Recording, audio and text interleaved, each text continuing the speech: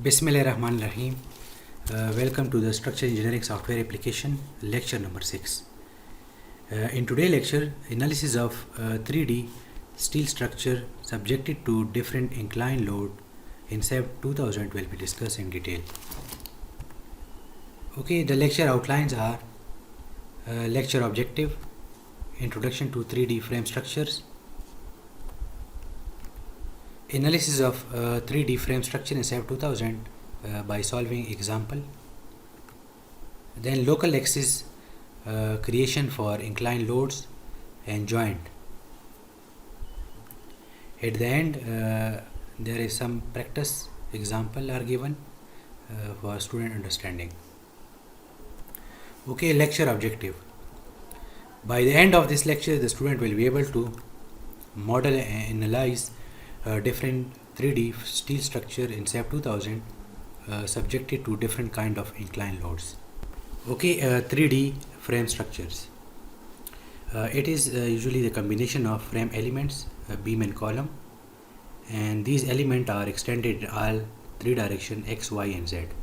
Okay, from figure it is a example of 3D frame structure where beam column are extended in X, Y and Z direction. Okay, and now analysis of 3D frame structure.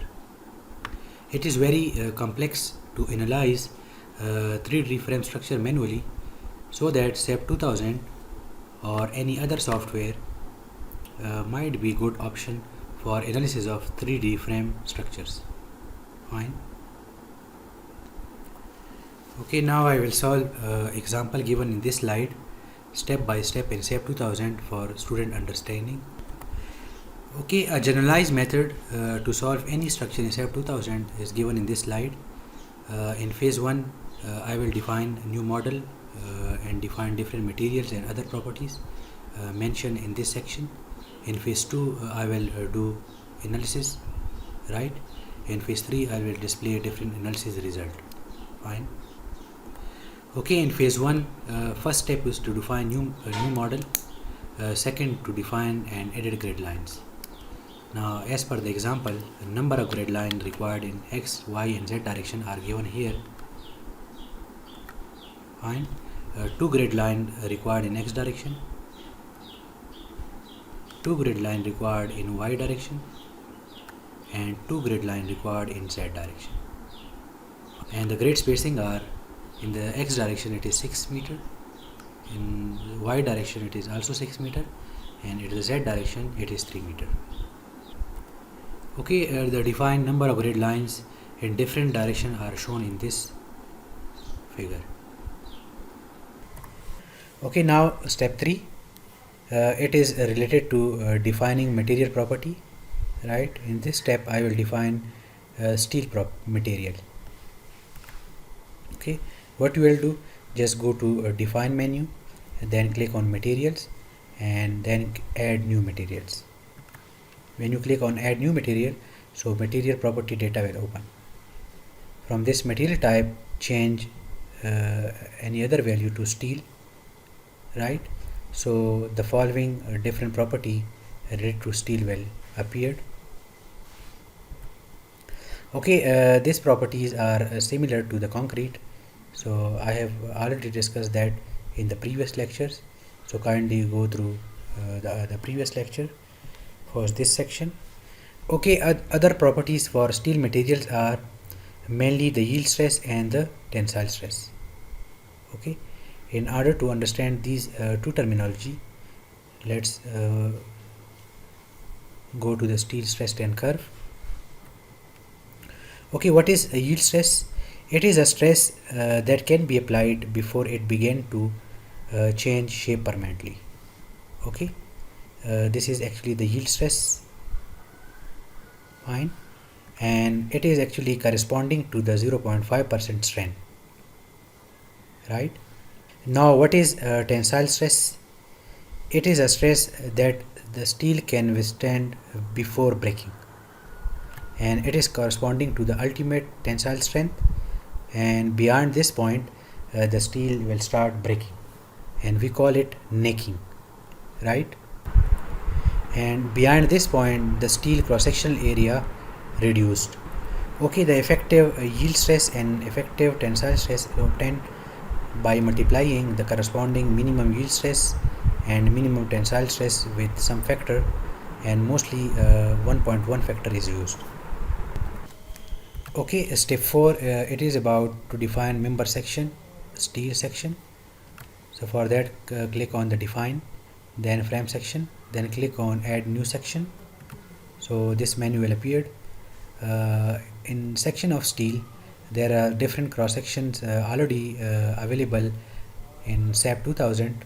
Okay, in real life, you people also come across these different steel section like eye or wide flange section and channel section.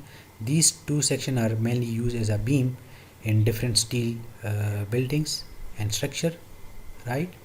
And T and angle section is mostly used in electrical tower. Okay, there is some other section, the combination of the above section, right? And you can use this section as well as per your requirement. Okay, now coming toward example. In example, I have to define W12 cross 14 section. What is W12 cross 14 section? It is actually the wide flange section, right? And W12 cross 14 means that the overall depth is 12 inches and the weight per foot is 14 pounds. Okay, I just click on this wide flange steel section. So this wide flange section property data form will open. In this data form, you will enter different dimension property. Okay, outside height is actually the total height. It is represented by this D, right? The second dimension is top flange width. This is the top portion of this W section, and top flange width is the width of this flange. Then top flange thickness, it is the thickness of this flange. And then web thickness, this portion is actually the web portion, and the thickness of this web is represented by this TW, right? Then the bottom flange width, this is the bottom flange width, right? And then the bottom flange thickness. How you will define this cross section? So for this cross section, you will enter 750 in the outside height, and then top flange width is 200, then top flange thickness is 25, web thickness is 15, bottom flange width is 300, and bottom flange thickness is 25. As I discussed in the previous slide, that a different steel cross section database is available in SAP 2000, so you can also import it. How? You will just click on the define, then frame section, click on the import new property, right?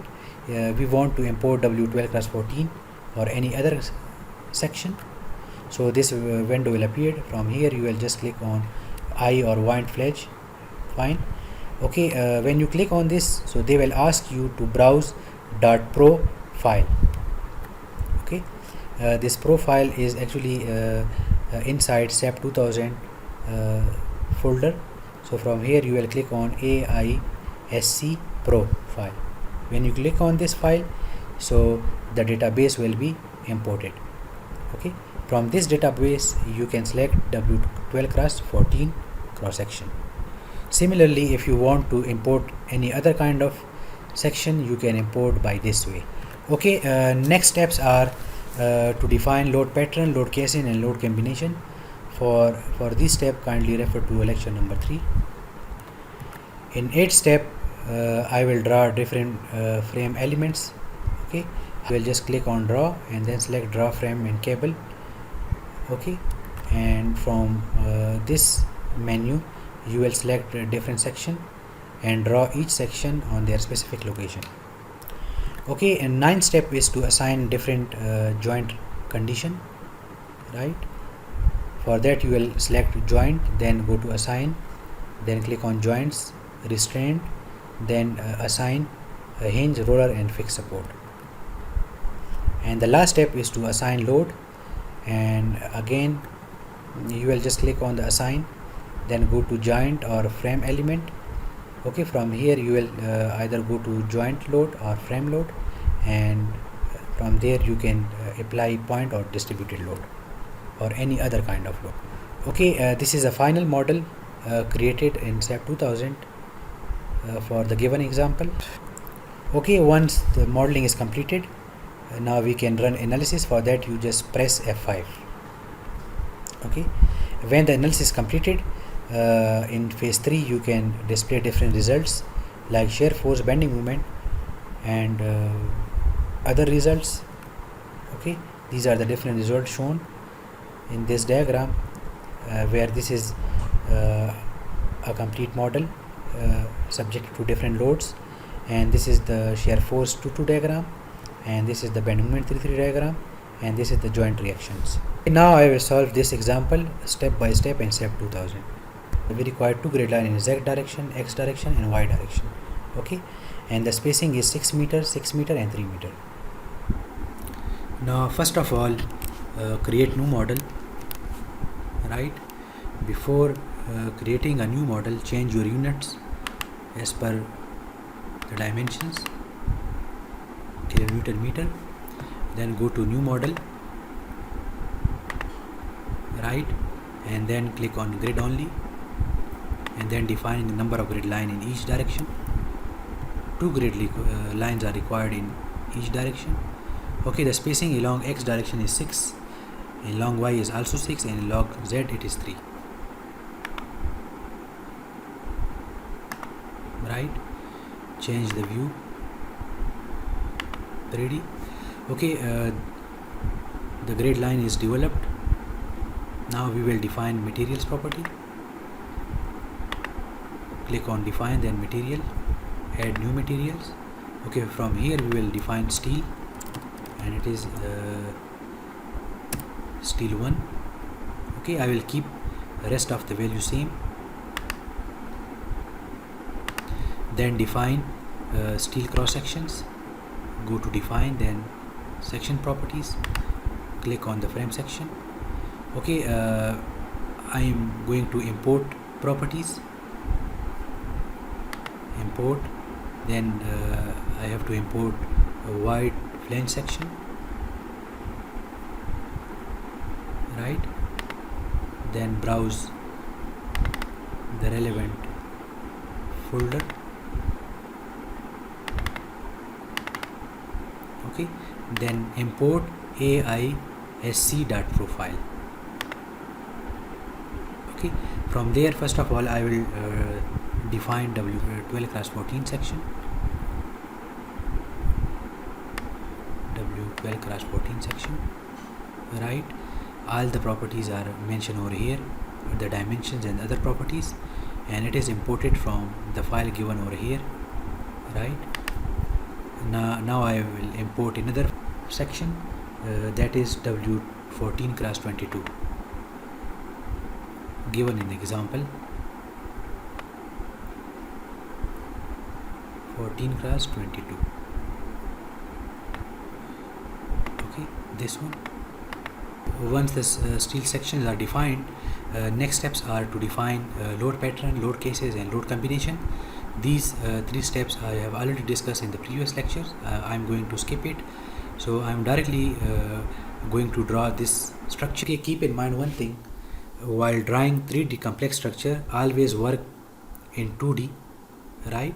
But display your model in 2 windows. Just go to option, and then display your model in 2 different windows, and work in 2D, like convert this window into 2D, and the other window that should be always in the 3D, and this window will guide you while drawing your model. Okay, but in our case this model is very simple, so I can work in 3D to draw this particular structure. Now in order to draw this structure, go to draw, and then select quick draw frame. Okay, from here first of all I want to draw a beam. So beam is W12x14. So click on the point where the beam is located. Then for column, select the other section and draw your column. Right. Once you will draw your column, then we will assign supports. All supports are fixed support, so select all joints where you will assign fixed support, then go to assign joints, restraints, and assign fixed support at that location. Okay, next step is to apply loads.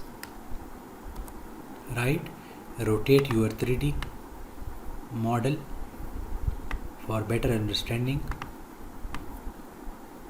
Right, in the example, at this location there is a uniform distributed load of 2 kN per meter, and at this location there is 2 kN centered load applied at this center location, and there is another 5 kN load applied at the center, and the direction of this load is opposite to the z direction, and the direction of this load is opposite to the x direction. Now for this load, actually the uniform distributed load is applied over here. For that, click on this element, then go to assign frame load, distributed load, and apply that load in the gravity direction, and the magnitude of this load is 2 kN per meter. Right, similarly 2 kN load is applied on this column at center, so go to assign, then point load, and it is actually in the direction of x but the opposite direction, so the load distance is actually 0.5. it is applied at center. If you are choosing a relative distance from end I, then you will put distance in the fraction. So at this location the load is 2, but it is -2 because in the opposite direction to x, so this load is applied. Similarly here there is a 5 kN load at center, and it is opposite direction to z. Then again go to assign frame loads, then point load. From this point load, again this is at center, and the magnitude of this load is actually 5, and it is applied in the gravity direction. Okay, in order to display all the loads, click on the display, show load assignments, click on a frame, then click on OK. So all loads are applied, and the model is completed and now ready to analyze. Okay, then click on the analysis, analyze your structure. Okay, once the analysis is completed, now you can display different results. For displaying various results, I am dividing this model into 4 different windows. For that, go to option, then windows, and select 4. Okay, in this window I want to show the undeformed shape where all different loads are applied. Okay, for that, go to display and make it undeformed, and then display different loads assignment on that. Okay, in this view I want to display shear force diagram, so go to show forces and stresses, then frames, then shear force 2 okay, and in this window I want to convert that into 3D and display over here the bending moment diagram, and convert this into 3D, and in this window I want to display the joint reactions. Click on the joints. Okay, this is all about okay, now I will discuss how to create local axis for inclined loads and support. Right, first of all, how to draw inclined members in SAP 2000. For example, this is a member, it is a beam and it is inclined at 30 degree. How you can draw this beam? So for that you will define number of grid line in x direction and a number of grid line in z direction. Okay, so these are the grid lines are developed. In this grid line you can draw this inclined section like this. Right, similarly if you want to draw this frame element which is inclined, for that again you will define number of grid line in x direction and then in z direction. Okay, so the grid line will be created in this format, and inside this grid line you can draw this particular frame element like this. Similarly, if you want to draw this inclined frame section, So for that again you will define number of grid line in x direction, then number of grid line in z direction. So this kind of grid line will be developed. So in this grid line you can draw your section like this. Now how to apply inclined load at particular angle. So first way to divide a point load into components, right? How? Take example of this. Here is an inclined load is applied at a certain angle. We can divide this into z or x component. Okay, these are the component values. Okay, once you divide your load into component, then simply select this joint and then go to assign, then joint load, right? So this window will appear. In this window you will enter two loads, one in the z direction and the other x direction. Both are in the opposite direction. So force x 70.2, it is minus, and force z is minus 93.6. okay, once you applied it, click on OK. So this different component will be applied, and this will give you the same effect as this inclined load will apply. Okay, now other way to apply inclined load is by creating a local axis in the direction of load. How? For that you will just right click on your grid lines, then edit grid data. Okay, then add new system. So this window will appear. From this window you can rotate your local axis about global y direction along the direction of your applied inclined load, right? Now let's suppose consider this example where the inclined load is applied at a particular angle. First of all, determine the load inclination with respect to x or z. With respect to x, the inclination is 53.113, and with respect to z, inclination is 36.88. okay, these are the global axis direction, right? X, y and z.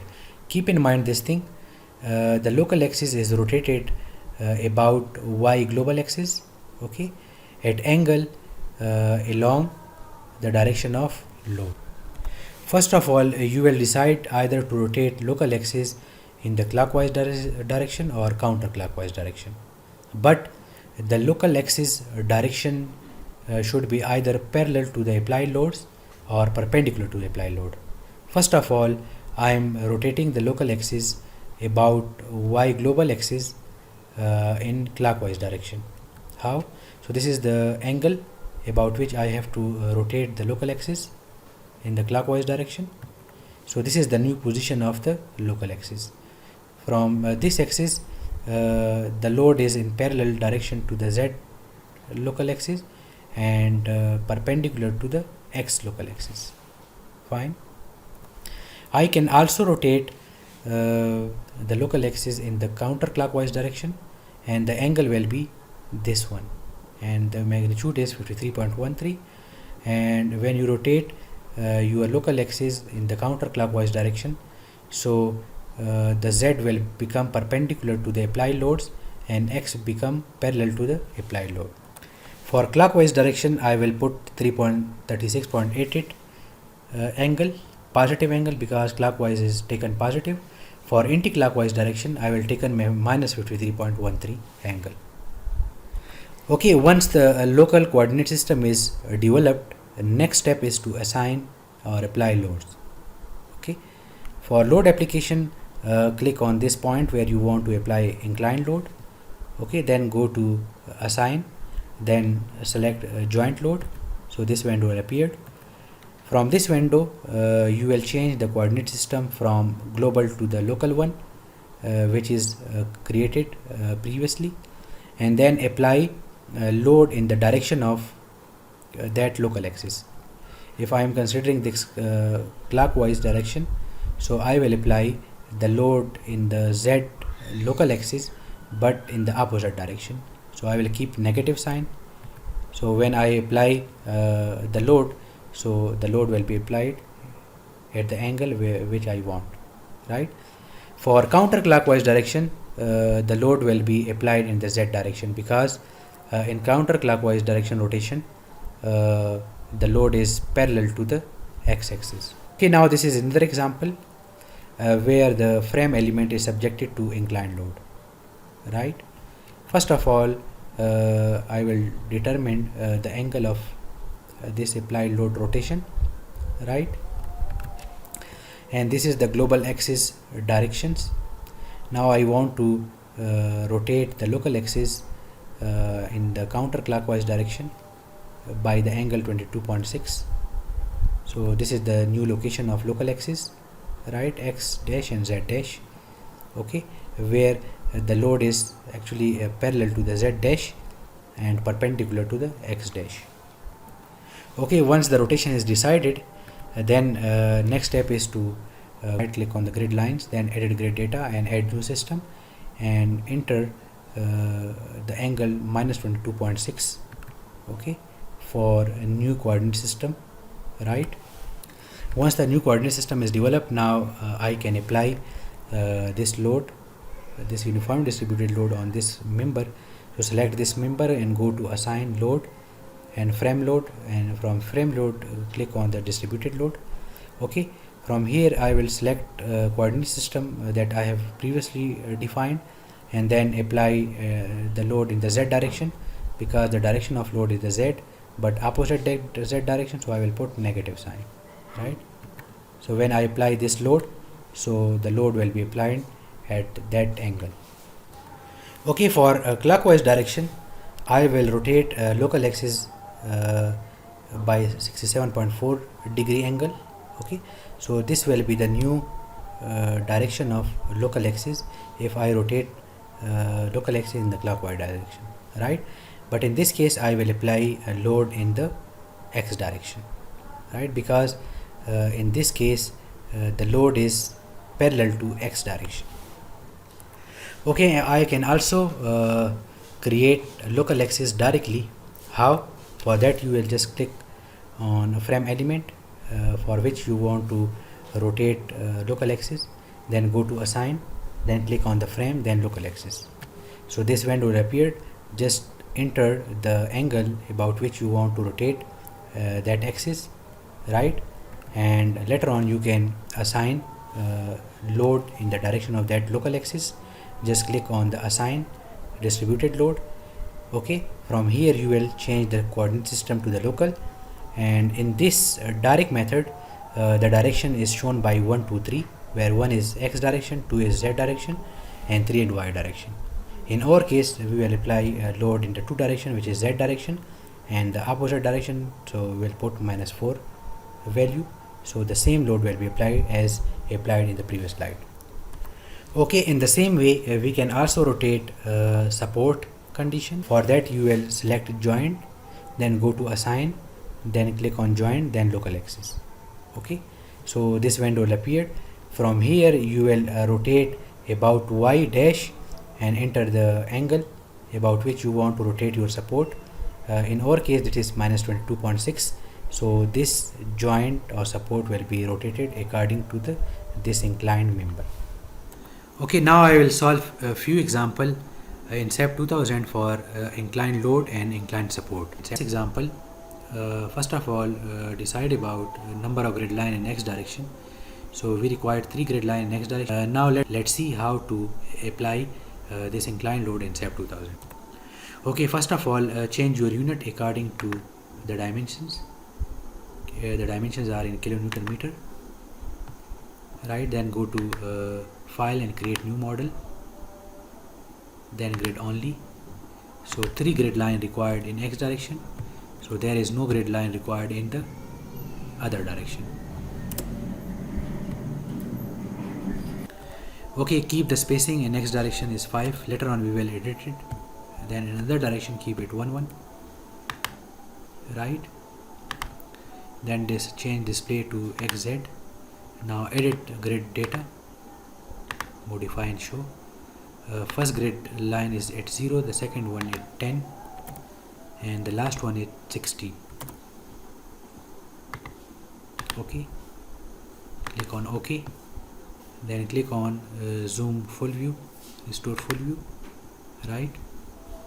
Now draw any by default cross section on this member, because just we are interested to apply an inclined load.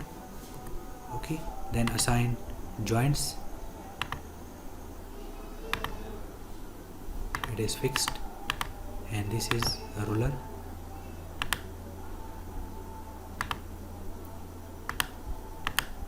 Right, we are only interested to apply inclined load at this location. So what we will do, we will define local axis. Right, how? Right click on the screen, then edit grid data, then add new system. Okay, and from here change 2D to 3D. Okay, now we want to create a local axis which is rotated about y, global y, and in clockwise the direction is 36.88. Okay, change the name of axis to local axis for load. This local axis is created. Now we are positioned to draw this applied load at this location. Select this location, then go to assign, then joint load, then forces. First of all, from coordinate system change global system to local axis for load. Okay, now we will apply load in z direction, but it will be negative direction, so 117. Right, you can see the inclined load is applied. Now I will solve this example for application of inclined load and rotating the support condition.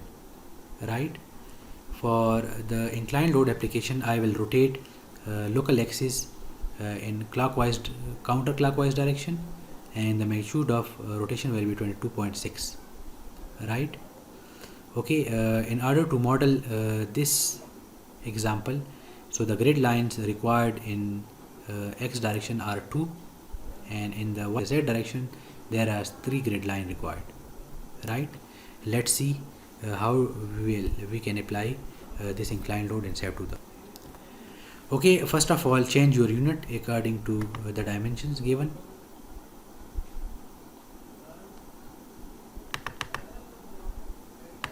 To keep feet, then go to file, new model, and grid only. Number of grid line required in x direction are 2, and there is no need of grid line in y, so 3 grid line required in z direction. Okay, the spacing along x direction is 12, and along y there is no need of spacing, and the z direction I am taking 10 feet. Later on we will edit it. Right, now I will edit grid data. Okay, along z direction first is 10 and second is 815. Click on OK. Right, the grid data is edited accordingly.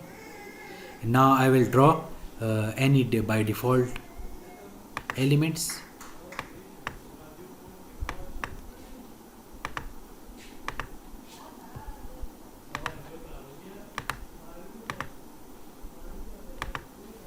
Right, then I will assign a support condition. This is fixed one, and this one is a hinge.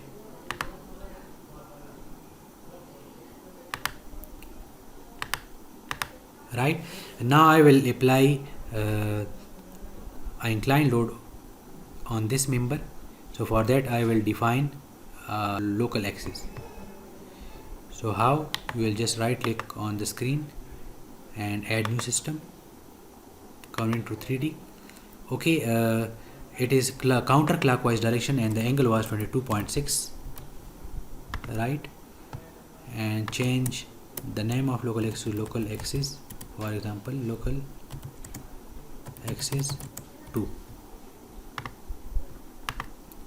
Right, now we can apply load. Select this member, then go to assign, then frame load, distributed load, and from here change the local axis global to the local axis 2, then the direction to the z1, right, and put -4 value because it is in opposite direction to the z. And now you can see the load is applied inclined to the member, right. Similarly, if we can rotate this joint, just select this joint, then go to assign, then joint, then local axis. From here you can enter -22.6 angle of rotation, right.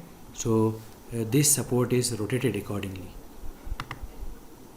If I display the load, so both load and the support is rotated. Okay, this is all about this example. Now this is a task number work for your practice. Do practice on this example, right, and also do practice on this example number 2. Okay, thank you so much. This is all about lecture number 6.